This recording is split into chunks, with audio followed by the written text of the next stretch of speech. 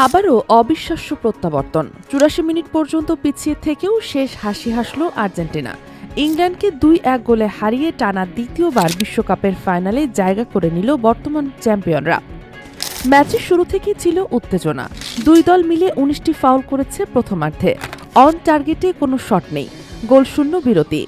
ফিরে এসে ৫৫ মিনিটে মর্গান রজার্সের ক্রস থেকে অ্যান্থনি গর্ডনের দুর্দান্ত গোলে এগিয়ে গেল ইংল্যান্ড ১-০।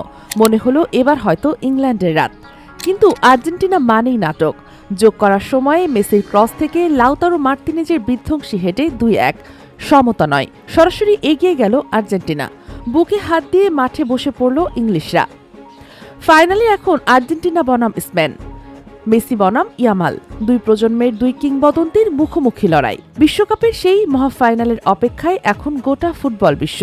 ডেস্ক নিউজ, অগ্রযাত্রা প্রতিদিন।